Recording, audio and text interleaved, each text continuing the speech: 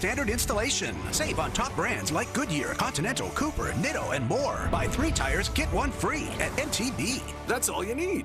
Need cash fast? We buy houses in any condition with 0 fees. Call today. Express Home Buyers, we buy your house in 7 days. If you're like most people, you love your pets. Now is a great time to replace your floor with our certified pet-friendly products during our free installation sale. Plus, save an extra $100 with promo code FloorTime. Call 877-50-FLOOR. Pick up the phone, we'll be knocking at your door.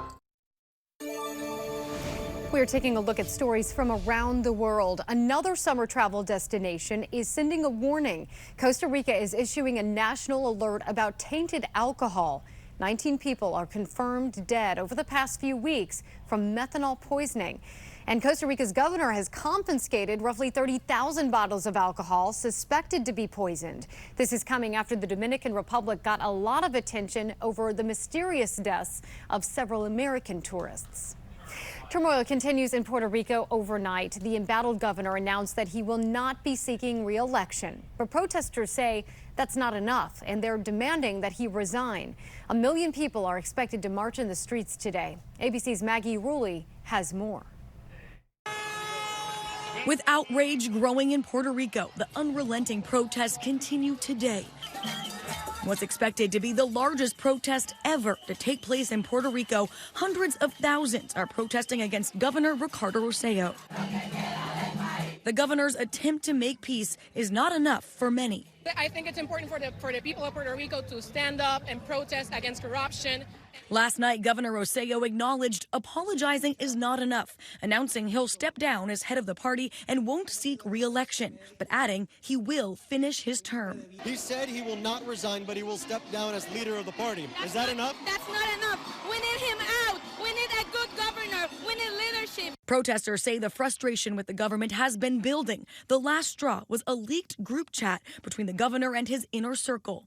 Nearly 900 pages laced with sexist and homophobic language. Their outrage at times clashing with police, and forcing some members of the governor's inner circle to leave their posts, including his press secretary, who resigned after she says she was called corrupt in front of her son. Some U.S. officials are now calling on the governor to resign, but so far Rosselló is refusing to back down.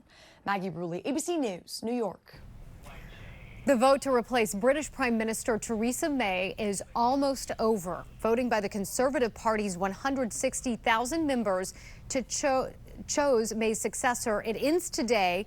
The candidate received more than 50% of the vote, will be the one declared leader of the party, and will become the new prime minister.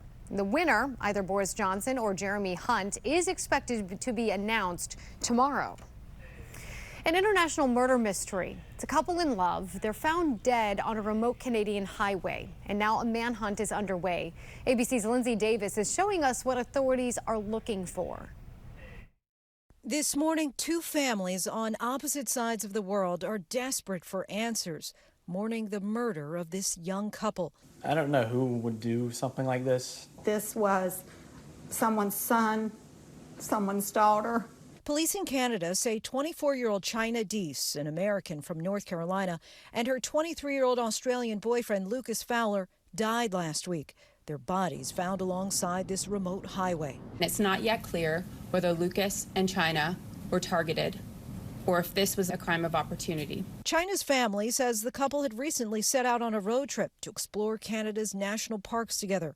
Along the way, their blue 1986 Chevy van broke down on Highway 97, where they were spotted by this couple who drove by offering help. The gentleman insisted that they were okay and that he didn't need our help.